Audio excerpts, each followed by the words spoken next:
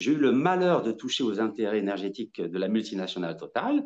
Eh ben, figure-toi que l'actuel vice-président de Total chargé de la sécurité, le général Denis Favier, a envoyé des convocations à des locataires d'un immeuble que je gérais en les menaçant de poursuites judiciaires ou militaires s'ils ne répondaient pas à la convocation et s'ils ne portaient pas plainte contre moi. Bonjour à tous et bienvenue dans cette nouvelle émission, petite émission hebdomadaire dans laquelle je reçois des invités. Aujourd'hui, j'ai l'immense honneur de recevoir le géant, le gigantesque Rachid Nekaz. Bonjour Rachid.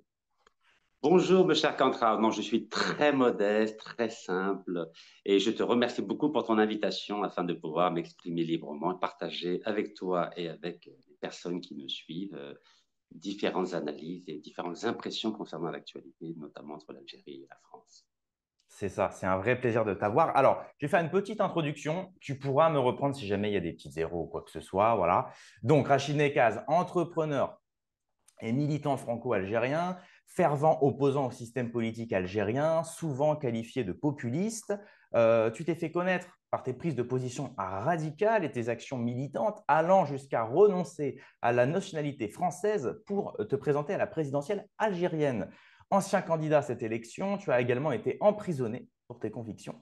Et aujourd'hui, tu continues de défendre tes idées à travers un discours sans concession. Je n'ai pas fait d'erreur. C'est pas mal. Donc, comme tu l'as si bien dit, je ne suis plus français depuis, C'est ça, depuis exactement. 2000. Tout à Est-ce fait. que tu veux Mais rajouter des choses peut-être pour ceux qui nous regardent, qui situent un petit peu aussi qu'est-ce ton actualité, par exemple, en ce moment? oui, alors, j'étais opposant à l'ancien régime du président Bouteflika. Donc, d'ailleurs, j'avais fait un livre qui s'appelait La dictature Bouteflika sous la protection française, mais je ne suis pas du tout opposant au président actuel, M. Abdelmajid Tebboune, car c'est lui qui m'a accordé 3 grâces présidentielles pour sortir de prison. Donc, j'ai fait 4 années en prison en Algérie, de prison en Algérie et notamment en résidence surveillée, et j'ai fait 75 jours de prison en France, car ce magnifique pays de lumière qui s'appelle la France m'avait condamné par défaut à 18 mois de prison, m'avait saisi tous mes biens, bloqué tous mes comptes et a même délivré un mandat d'arrêt international en m'interdisant à vie de faire du business, alors même que j'étais emprisonné en Algérie. Donc, je me suis rendu volontairement à la justice française le 5 octobre 2023 et j'ai passé 75 jours au milieu des rats à la prison de Fresnes, alors qu'en Algérie, j'avais vu un seul rat dans la prison de Coléa, dans la banlieue de la ville. C'est juste dingue. Alors justement, qu'est-ce que tu en penses de la liberté d'expression? Nous, justement, la France, on dit toujours la liberté d'expression, on donne des leçons de morale à la Russie, à toutes ce qu'on appelle des dictatures, alors que finalement, comme on le voit avec toi ou même avec d'autres, on peut nommer Hervé Ryssen, Vincent Renoir, etc., des gens qui sont enfermés pour des prises de position, pour avoir écrit des bouquins, pour des couvertures de livres. Qu'est-ce que tu en penses, toi? Il faut que tu saches que la France, elle a 2 facettes. Elle a la facette République des Lumières, liberté, égalité, fraternité, État de droit, mais elle a aussi l'État des ténèbres. Cet État qui colonise la moitié de l'Afrique, qui assassine des hommes politiques, qui organise des coups d'État. Je te donne un exemple. On parle souvent de l'écrivain géro-français qui est en ce moment à la section pénitentiaire de l'hôpital Mustapha Pacha à Alger, mais on oublie que la France, notamment à l'époque du général de Gaulle, avait fait juger, condamner et exécuter un brillant écrivain qui s'appelait Georges Brasillac. Elle avait condamné à mort ou à perpétuité des grands écrivains et académiciens comme Charles Maurras, comme Lucien Rebatté, comme Céline. Donc cette France-là, elle a toujours 2 visages, ne l'oublions jamais. Et encore une fois, je crois qu'il faut distinguer la liberté d'expression quand il s'agit de thèmes généraux avec la liberté d'expression qui touche à tes intérêts importants.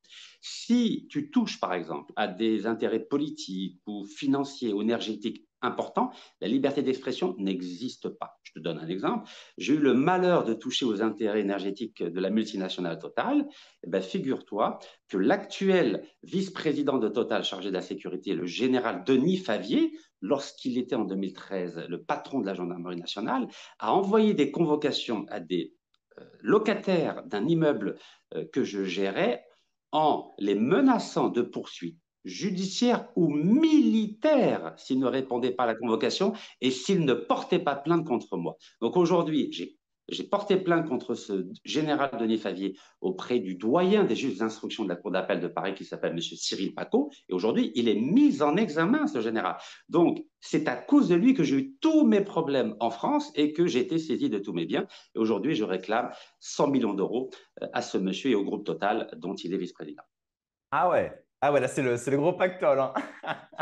Eh ben, c'est pour ça que je te dis, la liberté d'expression, tant que ça concerne des thèmes gentils, sans enjeu, il n'y a pas de problème en France. Tu peux dire ce que tu veux. Mais dès que tu touches à des secteurs sensibles, que ce soit l'armée, le nucléaire, le pétrole, le gaz, là, ça rigole plus. Là, c'est la sanction. Là, c'est une véritable cabale qui est menée contre toi. Et Ouais. j'ai même été rejugé en appel le 21 mars dernier. Et je risque à nouveau d'être emprisonné le 2 mai lors du verdict. Mais comme tu le sais, je ne suis pas quelqu'un qui fuit ses responsabilités et je me rendrai en France pour écouter le verdict et sûrement aller à nouveau en prison. Alors, on salue ton courage. Alors, tu as parlé de Boilem Sansal, on va en parler justement dans cet entretien. Avant, justement, donc tu as parlé de liberté et justement, il y a un fait sur lequel t'as été assez connu, c'est cette fameuse, tu avais créé des fonds pour justement aider les femmes qui portent le voile et le niqab à pouvoir justement payer les amendes.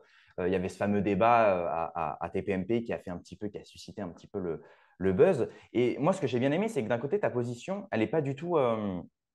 Tu ne défends pas que les femmes qui portent le voile. Et inversement, tu ne défends pas les femmes qui l'enlèvent ou quoi. C'est vraiment, tu es dans deux positions. C'est tu veux que les personnes puissent mettre le voile ou simplement se battre aussi pour l'enlever, comme tu l'as fait à Téhéran. Et justement, c'est cette prise de Absolument. position. Je voulais que tu nous en dises un petit peu plus parce que je trouve que c'est quelque chose qu'on ne voit pas du tout en France. Soit les gens sont contre, soit les gens sont pour. Et c'est à cause de ça que la France se divise finalement. Écoute, mon cher Contrat, moi j'ai une formation d'historien de philosophe à la Sorbonne et un des grands philosophes que j'apprécie beaucoup, c'est Voltaire. D'ailleurs, le livre que j'ai écrit qui porte sur la question de la liberté vestimentaire s'appelle Le Voltaire du niqab que j'ai publié en 2018. Dans ce livre-là, j'explique mon positionnement.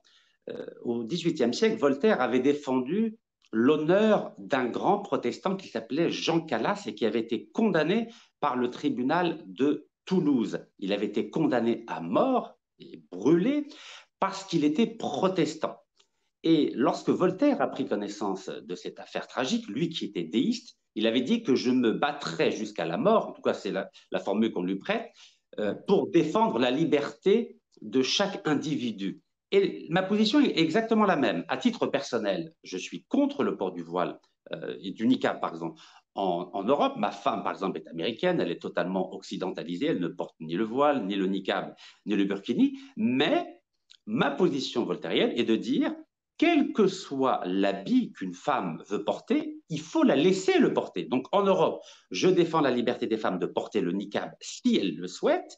Et au Soudan et en Iran, je défends la liberté des femmes qui ne souhaitent pas porter le voile. En 2013, je me suis rendu à Khartoum, au Soudan, pour défendre une femme qui s'appelle Amira et qui risquait d'avoir 100 coups de fouet. Donc, grâce à mon intervention, mon humble intervention, on l'a laissée tranquille. Et le 8 mars 2018, journée internationale de la femme, je me suis rendu à Téhéran pour faire libérer 29 femmes qui avaient été emprisonnées parce qu'elles avaient décidé de jeter leur voile sur la place publique. Alors, pourquoi j'ai réussi à faire libérer ces femmes-là, notamment avec le soutien de maître Nesrine Sotoudeh, qui est une femme formidable, une avocate qui a été condamnée à de très longues peines de prison.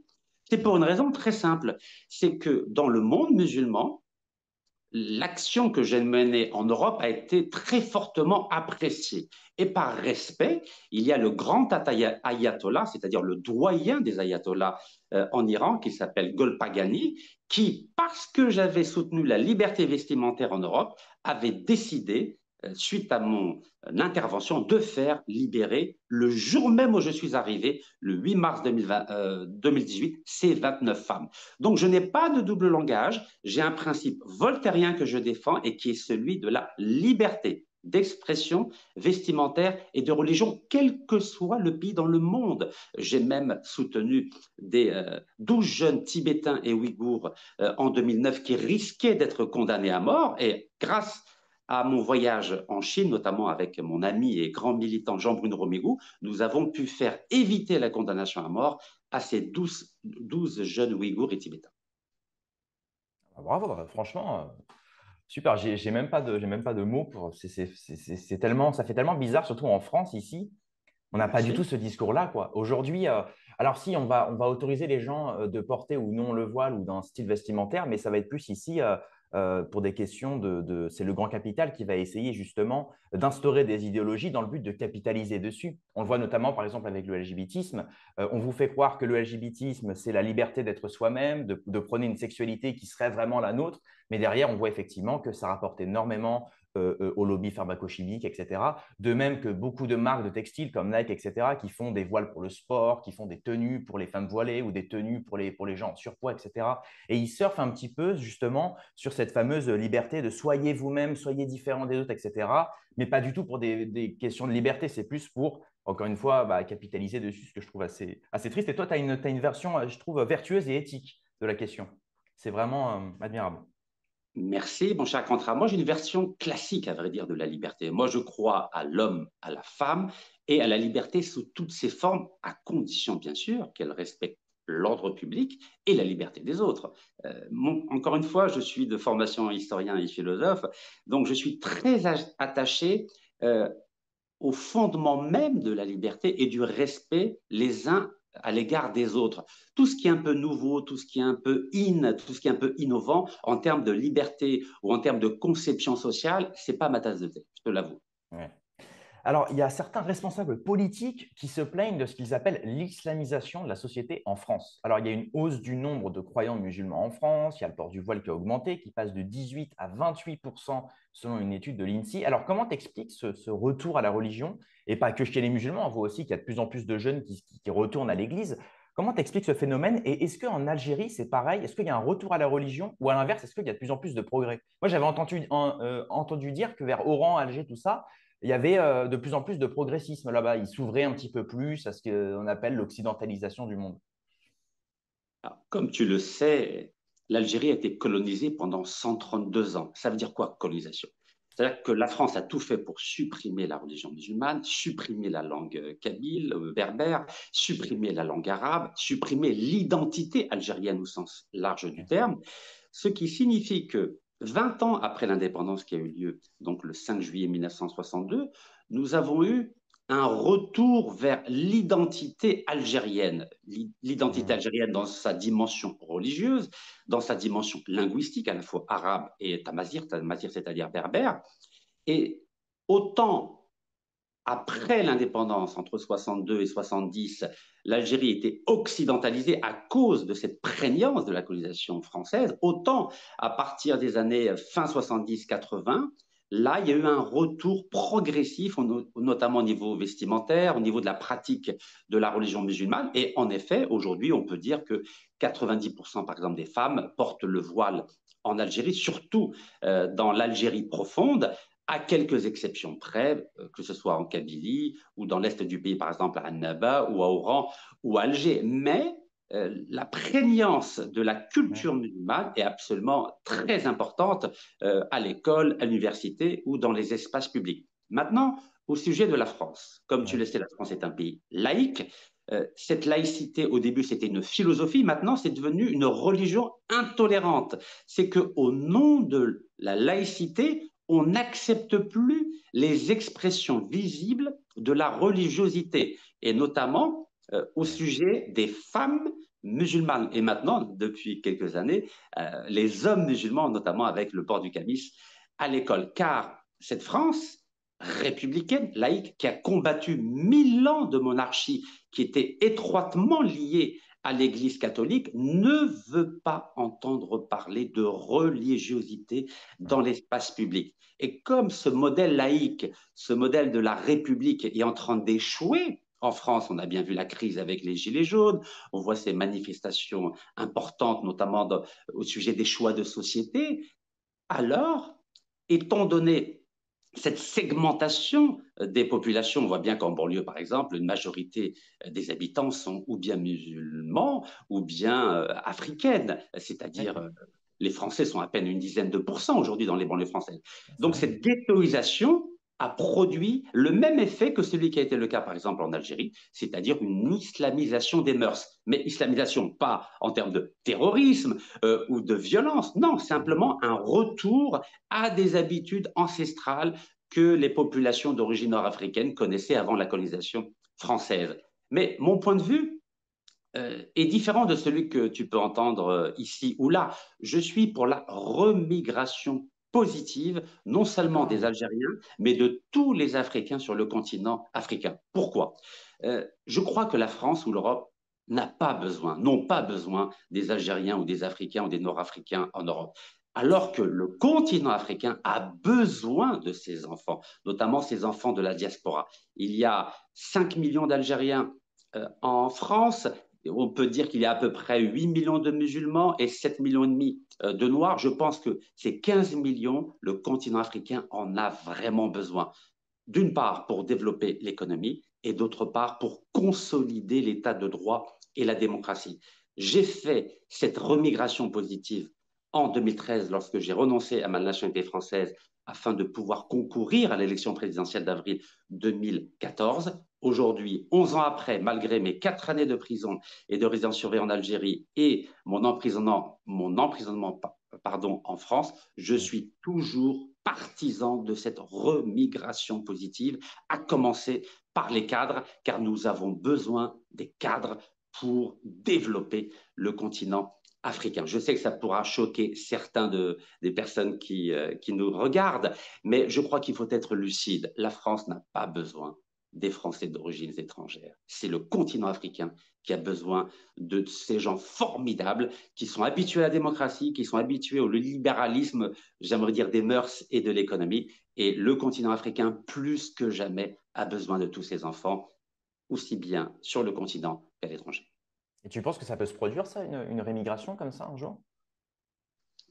Tu sais que la meilleure façon d'éviter un drame sociétal, c'est de le préparer. Je ne souhaite pas que les musulmans ou les Africains de France ou d'Europe connaissent le même drame que celui qu'ont connu les 6 millions de Juifs entre 1940 et 1945 en Europe. Je ne souhaite pas que les Africains ou les Nord-Africains connaissent le même drame que les Juifs d'Espagne en 1492 qui ont été expulsés ou les musulmans arabo-berbères d'Espagne qui ont été expulsés en 1609.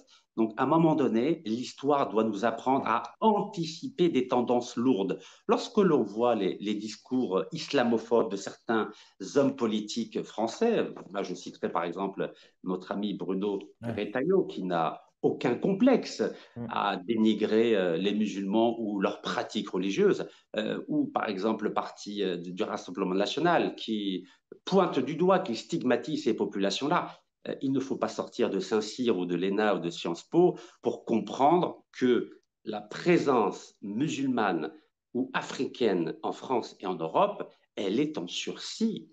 Et je ne souhaite pas que ces personnes-là appliquent leur politique pour comprendre qu'il faut partir. Moi, j'ai déjà compris en 2013. Certains mettent beaucoup de temps pour comprendre. Donc, j'invite l'ensemble des Africains en général et des Algériens en particulier à préparer leurs valises en carton ou en plastique pour que ces personnes-là soient utiles à notre pays, utiles à notre continent.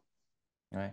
Et tu penses que l'Afrique un jour elle pourra être d'une certaine manière indépendante ou être même pas une hégémonie non plus, mais peut-être une puissance qui peut rivaliser ou avec la Russie, la Chine, les États-Unis? Parce que c'est comme un continent énorme. Il y avait Kadhafi qui a essayé comme il le peut de lever un petit peu le continent africain, de l'indépendantiser. Est-ce que tu penses que ça peut se produire, ce genre de choses?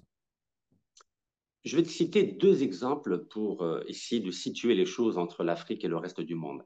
Nous avons les États-Unis d'Amérique. C'est 50 États.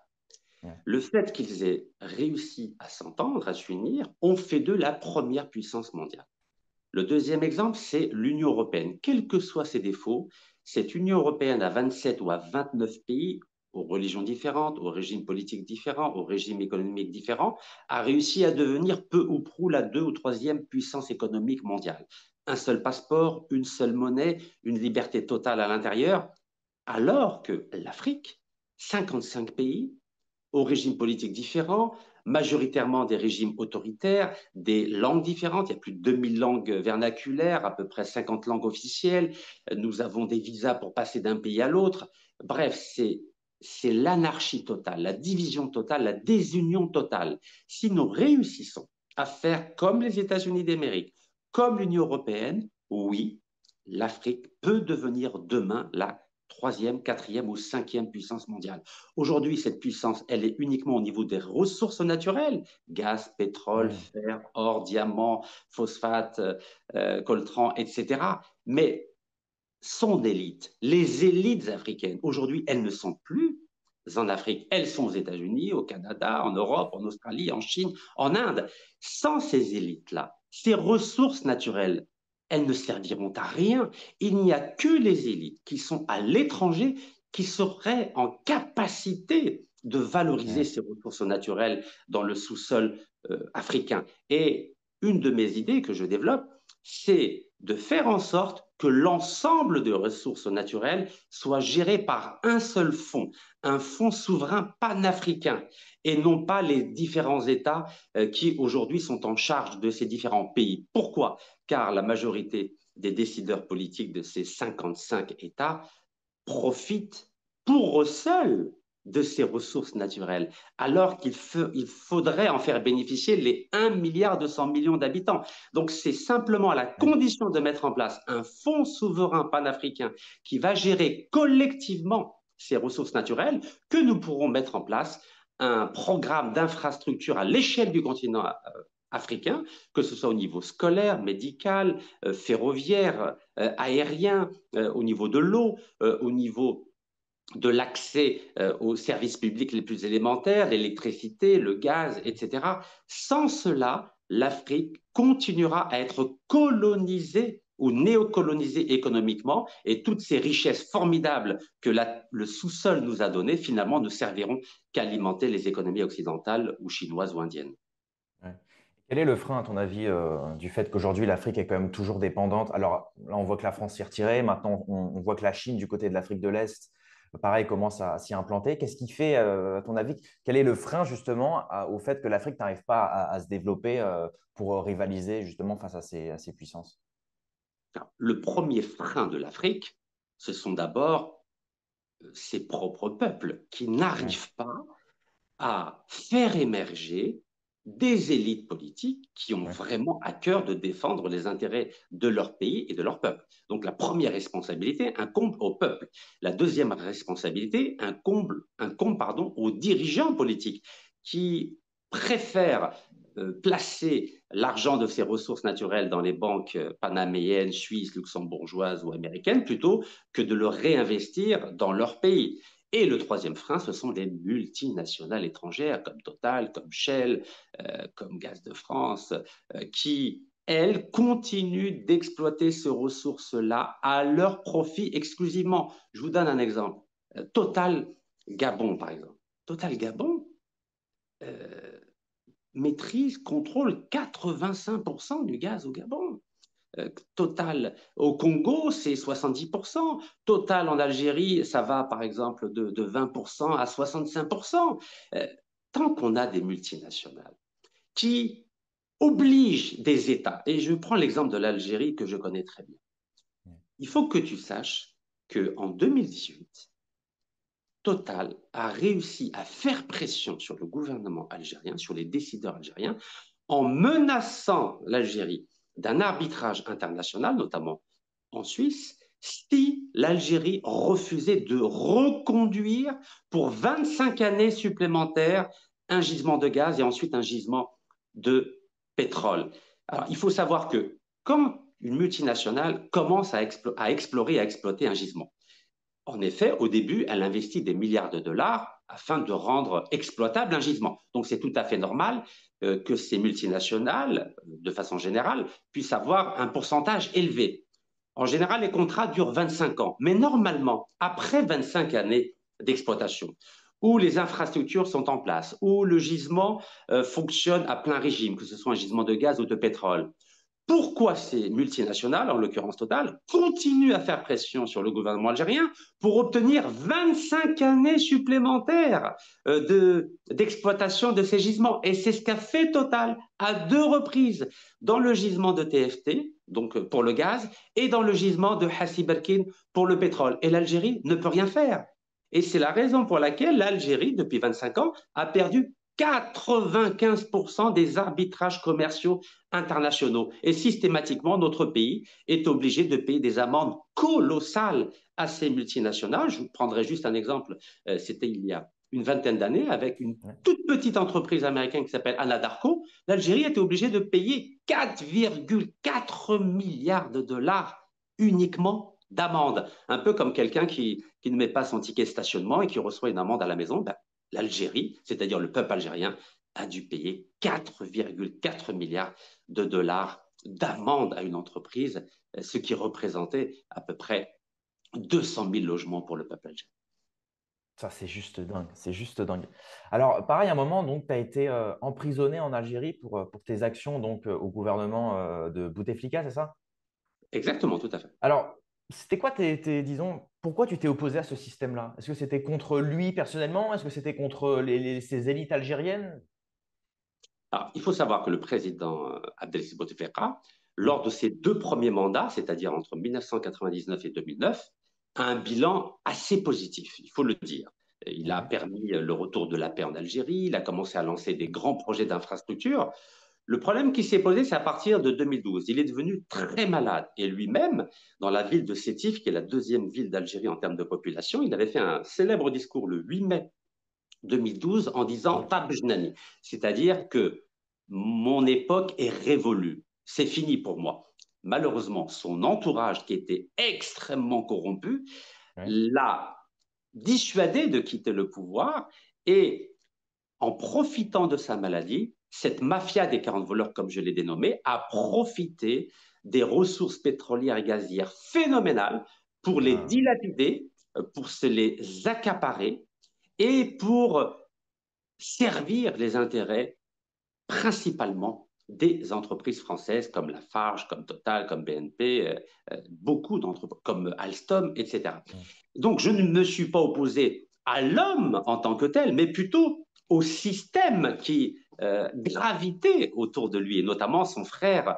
qui s'appelle Saïd Bouteflika et qui est aujourd'hui en prison et qui avait autour de lui une véritable mafia. Et donc, j'avais organisé à l'époque 156 manifestations anticorruption, à la fois en Algérie, en France, en Europe, aux États-Unis. Et j'avais dénoncé les biens mal acquis, car ma spécialité, c'est l'immobilier. Donc, j'avais accès à tous les actes notariés Ah. de ces ministres corrompus. Et l'un d'eux, c'est l'ancien ministre de l'Industrie, donc entre 1996, 1997 et 2014-2017, qui s'appelle Abdeslam Bouchouareb, qui avait un magnifique appartement de 3 millions d'euros juste en face de Notre-Dame, au 21 quai Montebello. Et c'est l'ami du président actuel, M. Emmanuel Macron, car entre 2014 et 2017, ils étaient tous les deux en charge de l'économie de ces 2 pays. Et donc, je vais vous dire à quoi ressemble ce monsieur. Voilà, 2 petites secondes, petite photo. Alors, voilà, c'est lui. Ça, c'est Abdeslam Bouchouareb.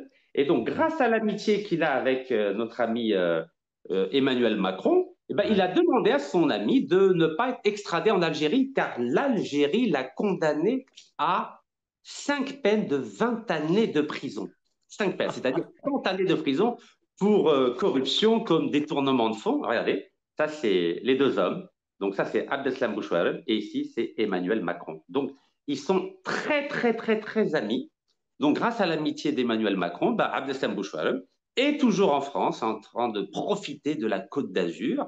Il n'a pas été une seule minute en garde à vue, ni détenu, ni rien du tout, ni jugé. Alors que l'Algérie a demandé son extradition à 6 reprises et systématiquement, la justice française refuse de l'extrader malgré une convention d'extradition qui a été signée entre la France et l'Algérie en 2019. Et quel est l'argument qui est utilisé par la justice française? C'est de dire que, étant donné son âge et sa maladie, la France ne peut pas l'extrader. Alors, il a 72 ans.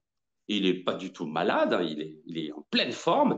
Alors, moi, j'ai répondu, donc, si on doit invoquer l'âge, dans ce cas-là, il ne faut pas condamner Nicolas Sarkozy, parce qu'il a 70 ans. Il ne faut pas nommer des premiers ministres âgés comme Michel Barnier qui a 73 Ouais. ans ou François Bayrou qui a 73 ans. Donc, au jeu de l'âge, il faudrait empêcher toutes les personnes qui ont plus de 70 ans d'occuper des fonctions régaliennes en France. Donc, on voit bien que ces relations incestueuses entre l'ancien régime Bouteflika et la France sont toujours aussi importantes. Et je viens de le dire, l'entreprise comme Total, qui a des ramifications tentaculaires sur l'ensemble du continent africain et principalement en Algérie, refuse que l'Algérie se développe et continue à entretenir la corruption. Et il faut que tu saches aussi qu'au niveau fiscal, ces entreprises françaises sont autorisées à payer des pots de vin. Il faut simplement qu'elles le déclarent au fisc. Et comment j'ai cette information? En 2015, j'avais rencontré un responsable de Total, donc au siège Total, donc à la Défense, et il m'avait dit, nous avons le droit de payer des pots de vin à des responsables comme Abdeslam Bouchoueb, l'ancien ministre de l'industrie algérienne, pour obtenir des contrats. Donc voilà les usages extrêmement corrompus et corruptibles auxquels se livrent les multinationales françaises comme Total. Finalement, tu vois, là, quand tu me dis ça, en fait, je me dis que tous les pays, en fait, c'est un peu tous les mêmes, quoi. Ils se protègent entre eux. Là, on le voit avec la guerre en Ukraine-Russie, par exemple. C'est pareil du côté de Zelensky, qui a des intérêts, qui a des maisons à Tel Aviv, qui a des sociétés, les Pandora Papers, avec les sociétés écrans dans lesquelles il refourguait du fric à sa femme. Euh, Ça, c'est juste dingue. Pareil, on voit qu'il y a des intérêts avec BlackRock, Vanguard, les gros fonds de gestion d'actifs. Macron, aussi, un moment, qui avait été suspecté d'avoir un palais au Maroc sous compte offshore, des trucs comme ça. Enfin, et en fait, on se rend compte que c'est toujours un peu la même chose, quoi. Ces types-là, ils se maintiennent au pouvoir, ils essayent de s'en mettre plein les poches, ils appauvrissent de plus en plus le peuple, et finalement, ils protègent leurs potes, etc. Et on voit effectivement, tu nous le dis avec l'Algérie, en fait, c'est des mecs qui se connaissent, c'est une sorte de mafia, comme tu dis, qui se surprotègent et qui continuent ouais, à profiter d'intérêts du moment qu'ils sont au pouvoir. Comment ça peut s'arrêter, ça, finalement? Comment, toi, tu vois les choses? Est-ce que on va pas appeler à la guerre civile, hein, mais est-ce que pour toi, c'est une sorte de, il faudrait une manif populaire comme les Gilets jaunes? Est-ce qu'il faudrait, ou alors il faut vraiment s'attaquer à des choses précises comme utiliser le droit, utiliser les lois? Euh, Quelle est la porte de sortie pour toi? Alors, je vais distinguer l'ancien président algérien Bouteflika, donc Ouais, comme je viens de l'indiquer, j'avais écrit un livre qui s'appelle La c'est dictature ça. Bouteflika sous la protection française, under Mm. French protection, avec l'actuel président algérien qui s'appelle M. Abdelmajid Tebboune. Avant d'être président à partir de décembre 2019, il avait été pendant 3 mois chef du gouvernement, c'est-à-dire entre mai 2017 et août 2017. Ouais. Pourquoi il n'est resté que 3 mois? Car pendant ces 3 mois, il avait fait de la lutte contre la corruption son cheval de bataille. Il refusait les relations incestueuses entre le monde des affaires et le monde politique. Et parce qu'il avait lutté contre la corruption, je l'avais soutenu. J'avais même organisé 2 manifestations pour le soutenir sur les Champs-Élysées, donc en août 2017. C'est parce qu'il a lutté contre la corruption qu'il a été limogé. Et quand il est revenu au pouvoir, en décembre 2019, il a continué son combat et dans le Ok. marbre de la Constitution, il a interdit tout lien entre le monde des affaires et le monde politique. Donc, il faut que tu saches qu'aujourd'hui, il y a 20 ministres algériens, dont 3 anciens premiers ministres, qui sont en prison. Je les ai vus puisque j'étais dans 4 prisons différentes en Algérie. Donc, c'est une réalité. Il y a à peu près une centaine d'hommes d'affaires qui sont aussi en prison. Je les ai vus parce que j'ai vécu avec eux, dont le célèbre homme d'affaires que les Français connaissent qui s'appelle Rafik. Euh, Comment s'appelle-t-il? Oh là là, son nom m'échappe. Attendez, il Tu va, veux que il j'aille va me chercher sur revenir. Google? Oui, je confonds avec Hariri, vous voyez, le premier ministre libanais.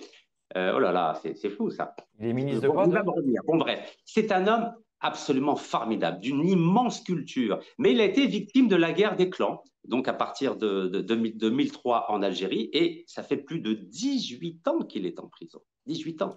Ah ouais. Et c'est pas évident. C'est-à-dire qu'il y a des hommes d'affaires qui sont en prison pour de véritables raisons, mais d'autres qui sont victimes de la guerre des clans. Et comme tu dois le savoir, le développement de l'économie américaine au Ouais. 19e siècle s'est fait avec des entrepreneurs véreux, les Rockefeller, les Getty, etc., etc., les Astor. Mais ensuite, ces entrepreneurs véreux, Ouais. les Rothschild, etc., ils ont eu des enfants. Et ces enfants-là aspiraient à une notabilité. Ils sont devenus avocats, ils sont devenus ingénieurs. Et leur troisième génération, ben, ils sont devenus ou députés ou sénateurs. Et il y en a même, comme les Kennedy, ben, ils sont devenus présidents de la République ou les Bush. Donc, le processus de, on va dire, de notabilisation peut mettre 3, 4, 5 générations. Et l'Algérie, malheureusement, euh, dès la première génération, donc d'entrepreneurs véreux, on les casse. Ce qui fait que l'Algérie ne peut pas se développer. Et à chaque fois qu'il y a une nouvelle génération qui débarque, elle est toujours en lien avec des multinationales, donc ils sont corrompus, mais on ne voit jamais la deuxième génération, la troisième ou la quatrième qui va faire en sorte que l'éthique, la morale soit un peu plus présente à la fois dans les mœurs économiques ou dans les mœurs politiques. Donc c'est ce processus, j'aimerais dire, naturel, social, de notabilisation où on passe de la corruption à la notabilité qu'on n'arrive pas à faire émerger sur l'ensemble des pays africains. Et ça, c'est un peu dommage. Ah Ouais. oui, donc je crois que je l'ai, voilà. Il s'appelle Khalifa, voilà. Khalifa, Khalifa. d'accord. Donc le grand homme d'affaires qui est vraiment un homme sur le plan humain qui est formidable, il avait été extradé par l'Angleterre, le ministre de l'Intérieur anglais, en 2013 et il purge une très longue peine de prison en Algérie, alors que la France empêche, notamment M. Macron, empêche que ce ministre algérien corrompu soit extradé. Vous vous rendez compte? L'Angleterre, pays des droits de l'homme, pays de l'habeas corpus, a fait extrader, plutôt a accepté l'extradition de l'homme d'affaires Rafik Khalifa, mais a refusé l'extradition du ministre de l'Industrie, M. Abdeslam Bouchouar. Eh oui. Donc la France est un mauvais élève par rapport à l'Angleterre. Alors, pour toi, c'est quoi les mesures les plus urgentes à prendre pour l'Algérie, notamment vis-à-vis des tensions avec la France, mais aussi à l'intérieur? Je ne sais pas comment se passe la politique intérieure algérienne, tu vas justement nous en dire un peu plus, mais pour toi, c'est quoi les mesures à prendre si par exemple tu étais président ou si tu avais un petit peu de pouvoir ou si le président t'entendait là, qu'est-ce que tu pourrais lui confier? Alors d'abord, je suis un soutien indéfectible et loyal du président actuel, Ouais, Monsieur Abdelmajid Tebboune, c'est qui, bon. comme je l'ai précisé il y a quelques minutes, lutte contre la corruption de façon quotidienne. Donc ça, c'est une Ouais, réalité. Bien sûr, la corruption n'a pas été éliminée en Algérie. C'est un très long processus, même aux oui, États-Unis, même au Canada, même en France, même en Angleterre, même en Italie. La corruption, elle est réelle. Quand on voit qu'un chef de gouvernement italien qui s'appelle Berlusconi, qui est extrêmement corrompu, est resté tant de temps à la tête de l'État et en tant que parlementaire italien, on voit bien que le phénomène de la corruption ne concerne pas simplement l'Afrique, mais l'ensemble des pays, donc à l'échelle planétaire.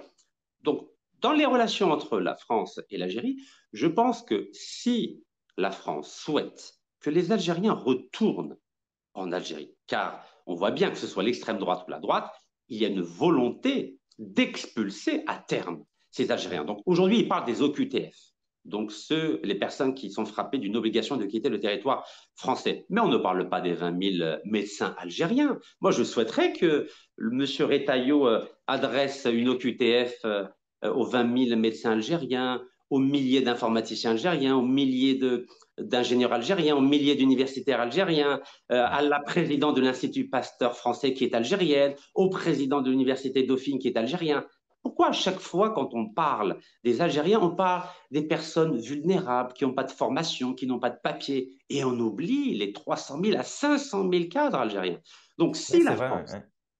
donc mon cher Cantras, si la France veut vraiment que ces Algériens quittent la France pour l'Algérie, dans ce cas-là, moi je suis d'accord, mais il faut renégocier des contrats avec les multinationales comme Total, dans un New Deal, donc gagnant-gagnant, win-win, donc que Total baisse un peu la part de ses bénéfices qu'elle gagne grâce à l'Algérie, afin que notre pays puisse préparer la venue de ces 5 millions d'Algériens au niveau des logements, parce qu'il faut bien les loger, ces 5 millions, au niveau des écoles, au niveau des hôpitaux, au niveau des cliniques, au niveau des entreprises, au niveau des loisirs, au niveau des instituts de recherche, au niveau des centres de réflexion. Bref, il faut de l'argent pour accueillir ces 5 millions de personnes.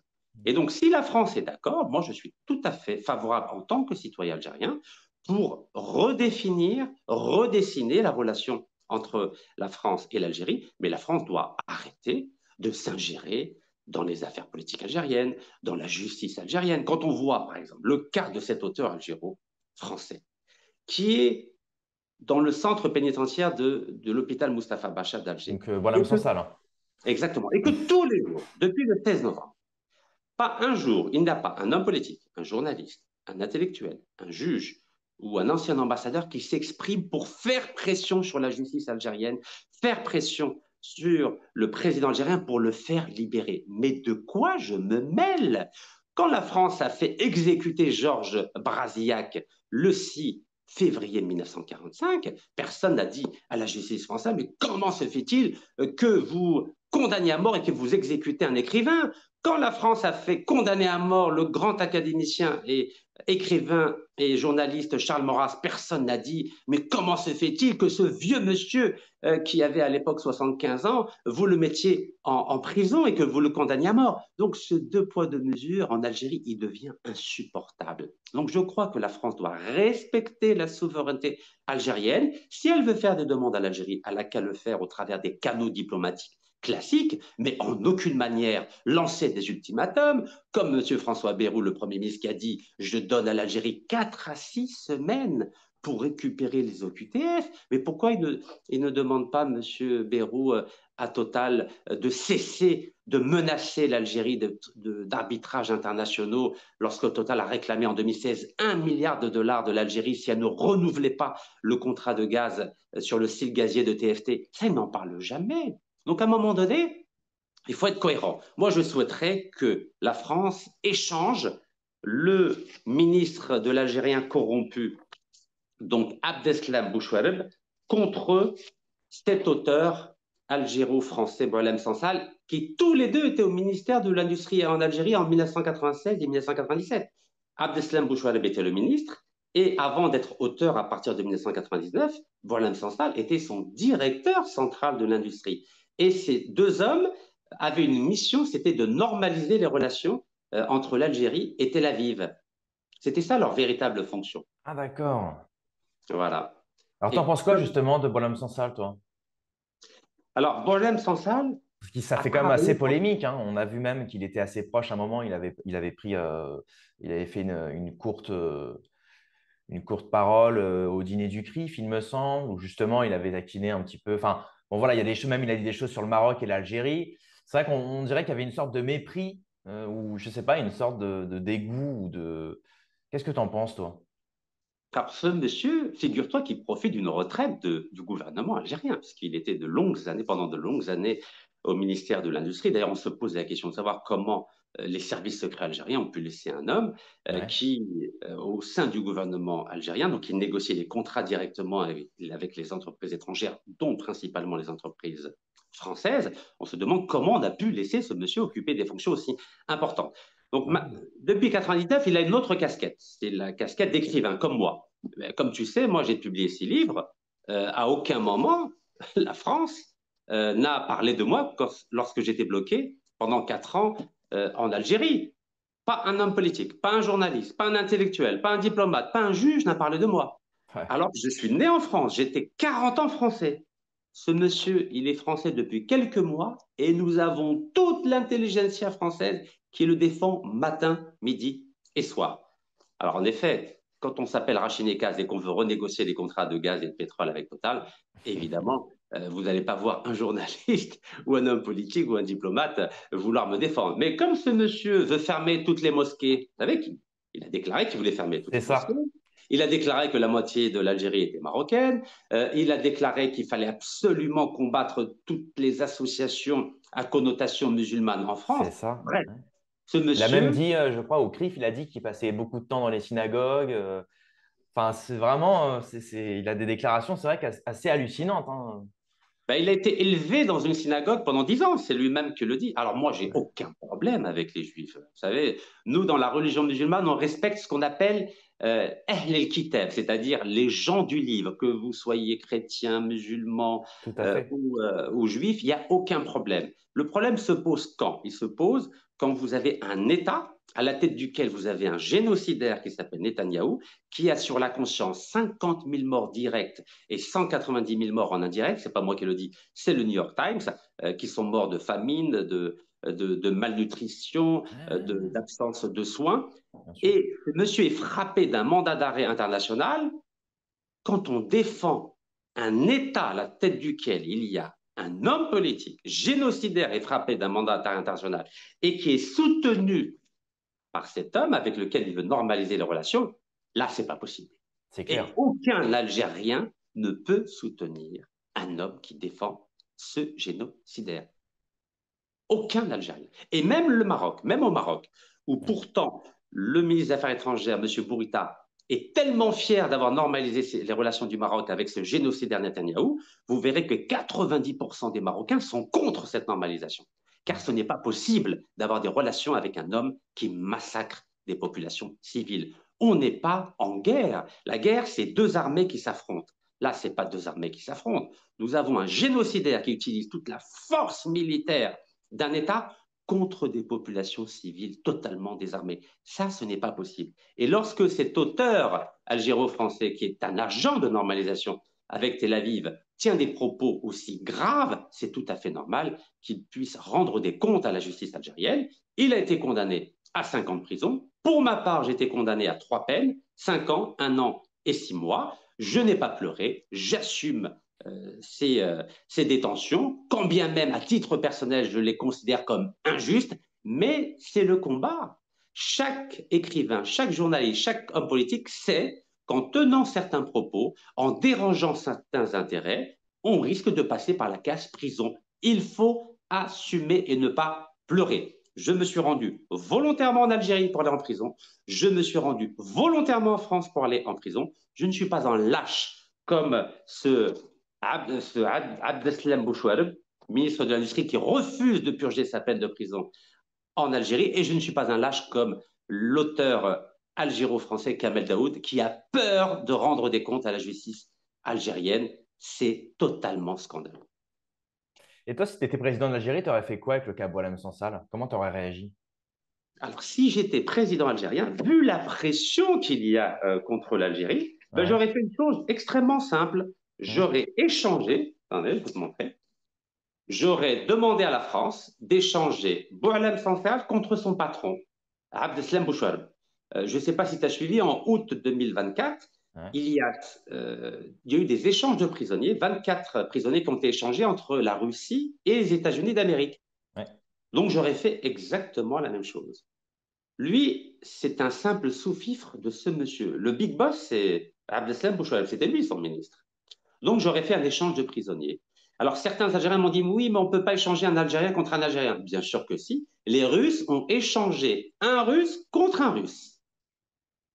Voilà ce que j'aurais fait. Et j'invite le président algérien et le président Macron à faire exactement la même chose. Et comme ça, on va mettre fin à cette crise. Mais Boualem Sansal ne sortirait pas de prison. Il serait placé en résidence surveillée jusqu'à la fin des élections présidentielles françaises qui auront lieu en mai 2027 pour éviter justement qu'il y ait une instrumentalisation politique du cas de cet auteur algéro-français par le ministre de l'Intérieur actuel, M. Retailleau, qui aspire à devenir le prochain président de la République française. Alors, à un moment, tu as parlé de la Palestine. Qu'est-ce qu'ils en pensent là-bas en Algérie? Est-ce qu'ils se sentent impuissants? Surtout que là, on sort de mois de Ramadan. Est-ce que le peuple algérien se sent impuissant face à l'impossibilité de pouvoir aider le peuple palestinien qui est très loin? Et puis, on voit qu'en face, ils ont pas, il y a un petit ennemi, donc quand même Israël qui est pas rien. Comment ça se passe là-bas?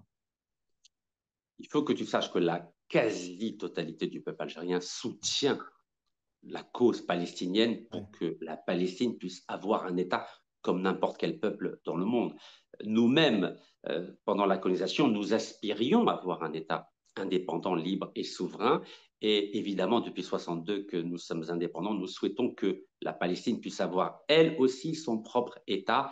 Et comme tu le sais, il y a des pays comme la France qui refusent qu'il y ait un État palestinien. Donc oui, il y a un profond sentiment d'impuissance, surtout que le président algérien en novembre 2022 pardon, avait réuni l'ensemble des groupes palestiniens pour essayer de faire en sorte qu'il puisse parler d'une seule voix. Il avait réuni à l'époque l'autorité palestinienne qui est à Ramallah avec le Hamas qui était à Gaza.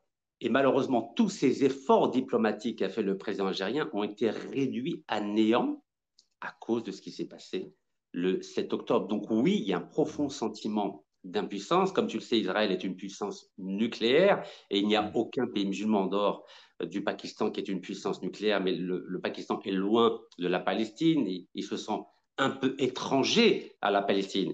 Il se sent concerné par la mosquée Al-Quds, qui est le troisième lieu saint de l'islam, Quds, c'est-à-dire Jérusalem, mais la cause palestinienne, au final, ne touche que les populations, on va dire, des États qui se trouvent, on va dire, à 2 000 à 3 000 kilomètres, pas plus.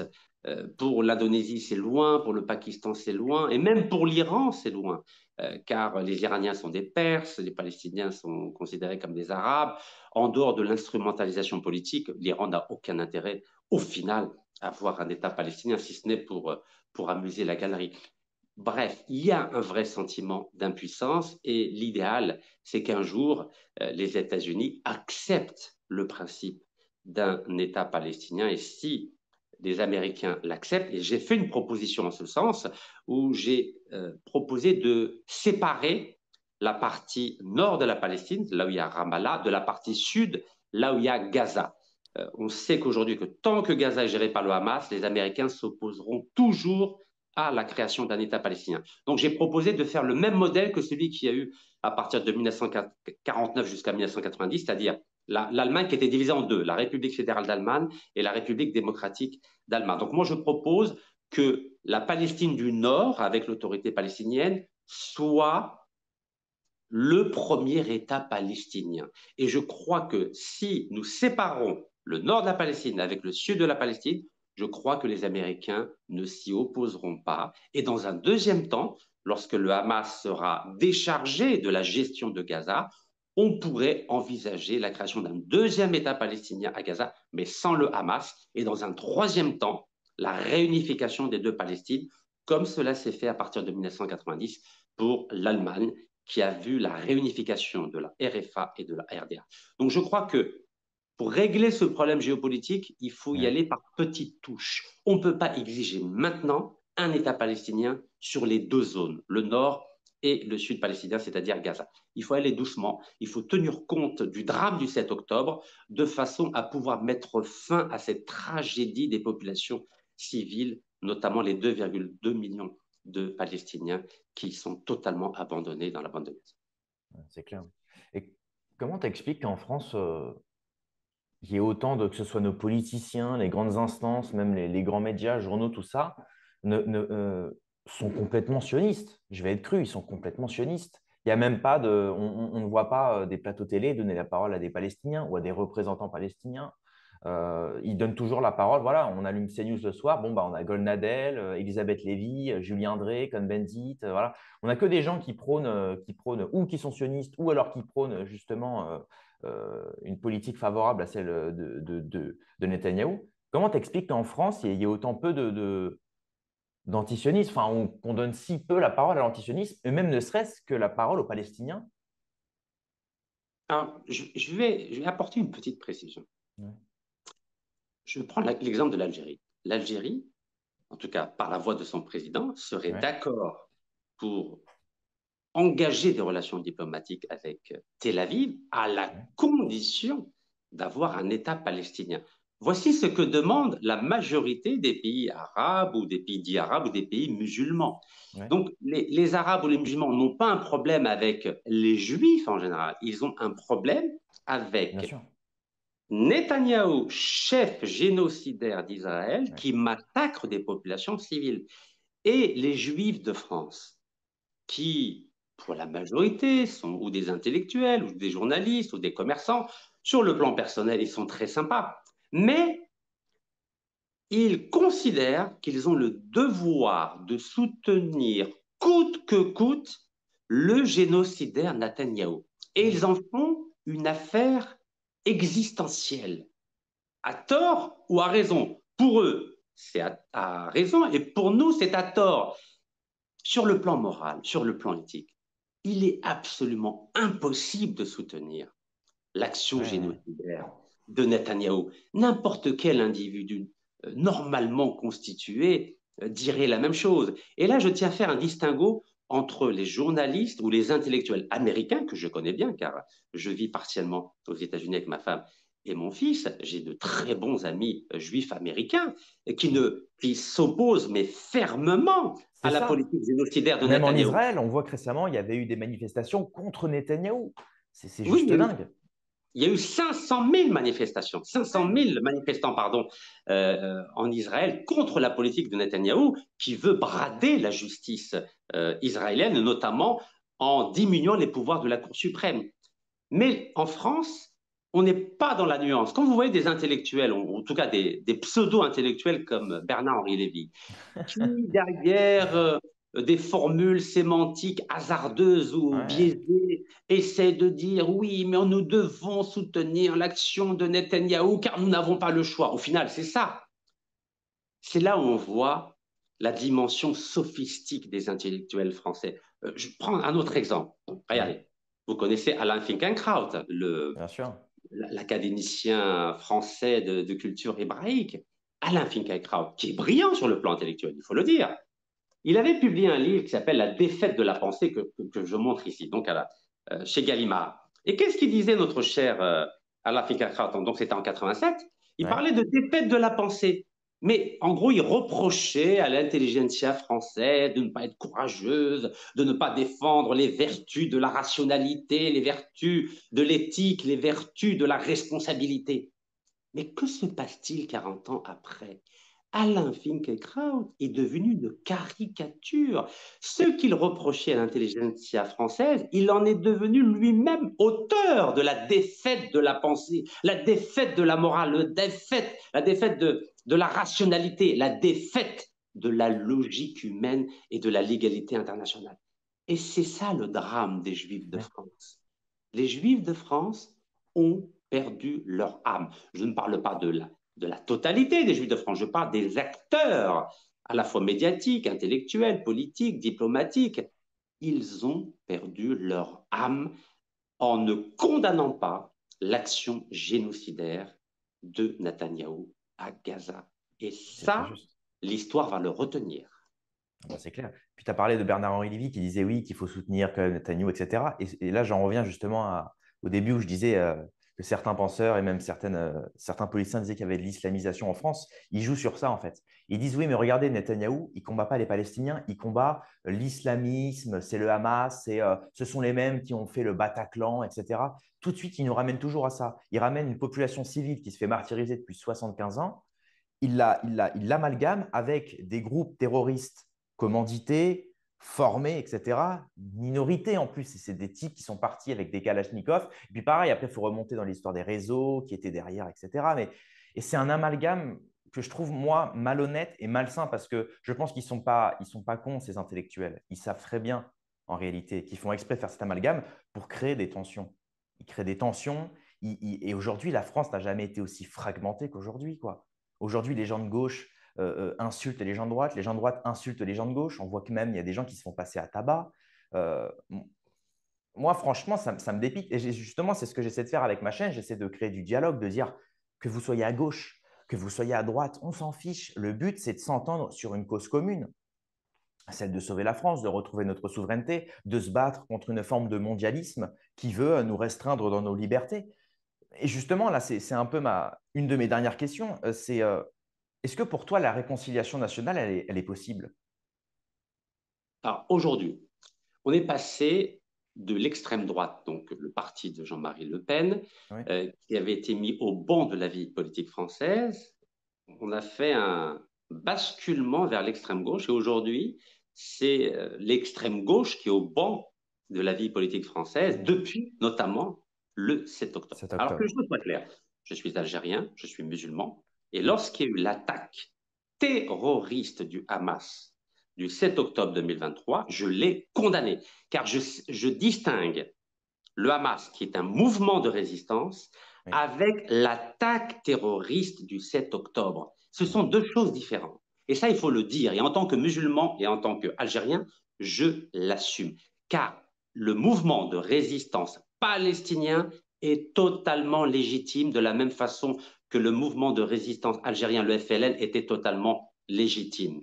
Mais il ne faut pas avoir peur des mots. L'attaque du 7 octobre est une attaque terroriste d'un mouvement de résistance qui s'appelle le Hamas. À l'école, à la Sorbonne, on apprend à faire ces distinctions pour éviter des amalgames. Et je refuse de laisser des intellectuels français de culture juive faire l'amalgame justement entre cette attaque et le mouvement de résistance palestinien. Ça, c'est très important. Donc, au niveau de la réconciliation nationale en France, Ouais. on ne peut pas avoir une réconciliation nationale en France lorsque, d'abord, on exclut le parti de Jean-Marie Le Pen qui était un tortionnaire en Algérie. Ce sont des faits avérés, en faisant l'amalgame avec l'action de Jean-Luc Mélenchon qui a fait une erreur, c'est qu'il avait refusé le 7 octobre de considérer que l'action du 7 octobre était une attaque terroriste. Et cette erreur d'appréciation, cette erreur de présentation, cette erreur sémantique, aujourd'hui, il la paye très très cher. Pourquoi? Car Jean-Luc Mélenchon, qui est né au Maroc, à Tanger, de parents pieds noirs algériens, Ouais. malheureusement, ne connaît pas l'état d'esprit à la fois moyen-oriental ou d'Afrique du Nord.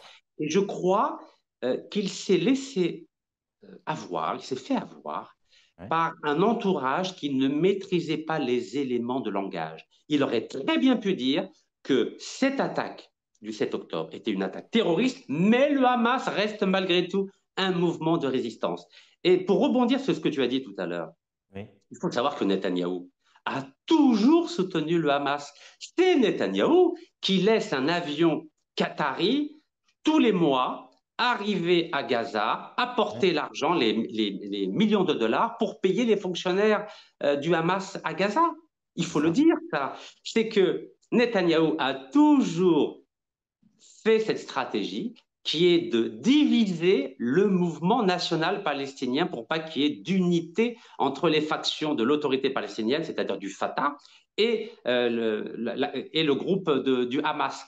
Car pour Netanyahou, l'union de l'autorité palestinienne avec le Hamas, c'est le danger suprême. De la même façon que l'État français, que je distingue de la République, fait Ouais. tout pour que Alger et Rabat ne s'entendent jamais. Et c'est la raison pour laquelle le président Emmanuel Macron a reconnu de façon unilatérale et en violation de la légalité internationale dont il est garant, car la France est membre permanent du Conseil de sécurité des Nations Unies et a le droit de veto, il a fait exprès de reconnaître la marocanité du Sahara occidental pour qu'il y ait une guerre infinie entre Alger et Rabat. Car pour l'État français, la pire des choses, c'est de voir une fédération nord-africaine avec comme pôle de puissance le lien entre Alger et Rabat, de la même façon qu'il y a un pôle de puissance en Europe entre Paris et Berlin. Donc la réconciliation nationale en France ne pourra avoir lieu que si on arrête de diaboliser l'extrême gauche comme cela est le cas aujourd'hui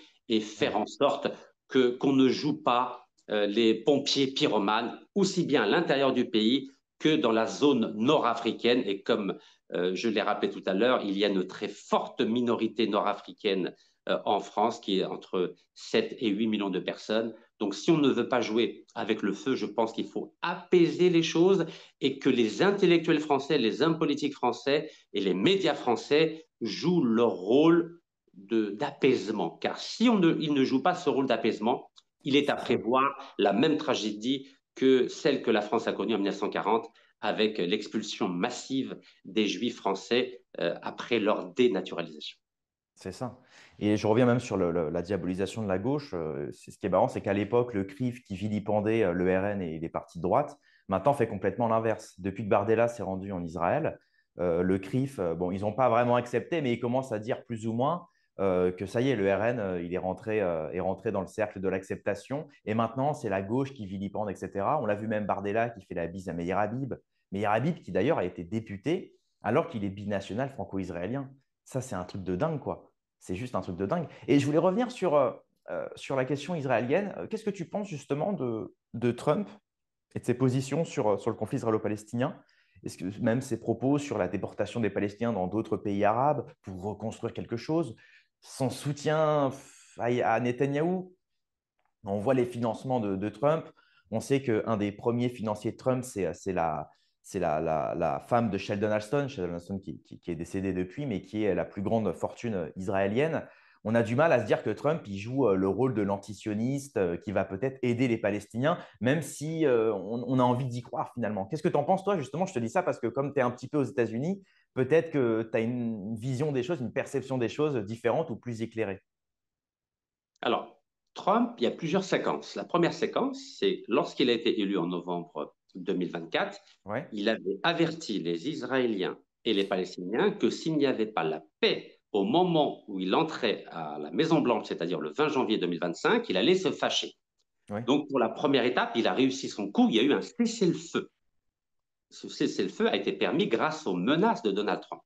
ouais, Là, ça, c'est la première séquence. La deuxième séquence, c'est lorsqu'il a dit qu'il était favorable à ce que Gaza soit géré par les États-Unis d'Amérique en voulant promettre une belle Riviera à Gaza. Et pour cela, il avait demandé aux pays limitrophes de Gaza, c'est-à-dire de la Palestine, c'est-à-dire l'Égypte et la Jordanie, d'accueillir provisoirement ces populations-là. Ces populations, c'est 2,2 millions. Le temps de reconstruire le pays. Les pays arabes ont compris, j'aimerais dire, le piège et ont décidé de se réunir, notamment au Caire, pour proposer un plan de reconstruction sans expulsion des Gazaouis. Un plan qui a été évalué à 53 milliards de dollars. Depuis, le président américain a essayé de convaincre que le plan égyptien n'était pas possible, mais on voit bien qu'il temporise en ce moment parce que au début, il pensait que les Palestiniens allaient être d'accord, mais il s'est rendu compte que les Palestiniens sont viscéralement attachés à leur terre, surtout qu'il y a 8 millions de réfugiés palestiniens à l'étranger, que ce soit au Liban, en Syrie, en Irak, en Égypte, quelques milliers en Algérie, au Maroc, aux États-Unis, en Australie. Bref, les Palestiniens sont viscéralement attachés à cette terre dont ils ont été à plusieurs reprises expulsés et dont on les a expropriés. Donc je pense que maintenant on est dans la phase 3. La phase 3, c'est un peu plus de réalisme politique, ou comme on dirait dans le jargon de la politique, on est dans une phase de réel politique. Il est clair que les Palestiniens ne partiront pas de Gaza. Et je ouais. pense qu'il faudrait plus soutenir le plan égyptien, qui est un plan qui est pragmatique et qui bénéficie du soutien de la majorité des pays arabes, même si l'Algérie n'avait envoyé à la conférence du Caire que le ministre des Affaires étrangères. Donc je crois qu'il faut être réaliste et je pense que Donald Trump va essayer de favoriser plutôt une logique de compromis dans les prochains mois, les prochaines années. Ouais. Et tu penses que ces financements, ça peut jouer sur sa politique ou pas? Le fait qu'il soit financé quand même souvent par des gens qui sont très sionistes, même son entourage. Est-ce que tu penses que ça joue là-dedans? Aujourd'hui, Trump est dans son deuxième mandat, Ouais. ce qui veut dire que selon la Constitution américaine, il n'a pas le droit de prétendre à un troisième mandat. Donc, le financement éventuel de groupes qui seraient plus ou moins attachés à Tel Aviv, à mon sens, par rapport à sa politique, n'a pas d'incidence. Ok. S'il était dans un premier mandat, ça c'est autre chose.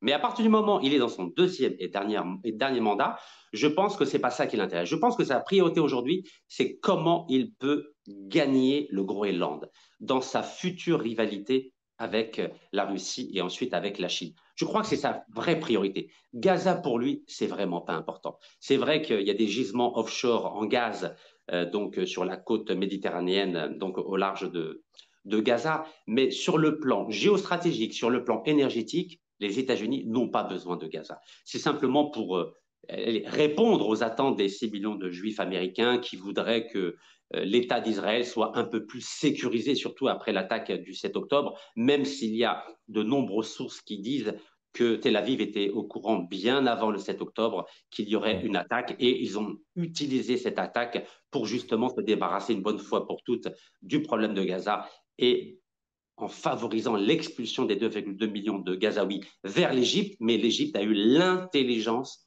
de refuser d'accepter ces 2,2 millions de Gazaouis, car si l'Égypte avait accueilli ces 2,2 millions, vous pouvez être sûr et certain qu'il y aurait une déstabilisation en Égypte et que Ouais. pendant 100 ans ou 200 ans, les Palestiniens et l'ensemble des Arabes et des musulmans auraient reproché à l'Égypte d'avoir collaboré avec Tel Aviv. Oui, c'est sûr. Ouais.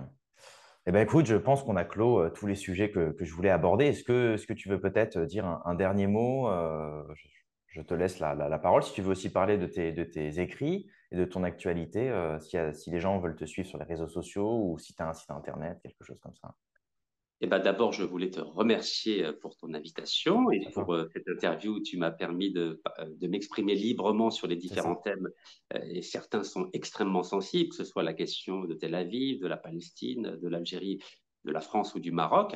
Mais j'invite celles et ceux qui nous suivent à lire les différents ouvrages que j'ai publiés, notamment Le Voltaire du Niqab, où j'affirme ma position philosophique de principe, qui est de défendre la liberté sous toutes ses formes, bien sûr dans le respect de la loi et dans le respect de la liberté d'autrui, et aussi donc l'ouvrage que j'ai publié en anglais donc en 2018, qui avait été traduit par mon épouse américaine, qui s'appelle The Bouteflika Dictatorship Under French Protection. Nous en sommes toujours là, car aujourd'hui, l'Algérie n'est pas totalement indépendante au niveau énergétique. Elle subit les pressions constantes de la France. On l'a vu avec le cas de l'auteur algéro-français Boualem Sansal, où la France ne cesse de faire pression avec un rapport de force, avec une riposte graduée chère à Bruno Retailleau, et on le voit aussi avec les pressions de Total qui obligent l'Algérie à reconduire pendant 25 ans supplémentaires des contrats dans le domaine du gaz et du pétrole pour continuer à profiter des richesses naturelles de l'Algérie. Voilà ce que je voulais vous dire, et encore une fois, merci à toi mon cher Kentra, et merci à celles et ceux qui ont suivi cette interview. Eh ben, merci à toi. Allez, à plus tard, chers abonnés. Rendez-vous dans quelques heures à demain pour une prochaine vidéo. Paix et amour sur mes amis et mes ennemis et surtout sur mes ennemis.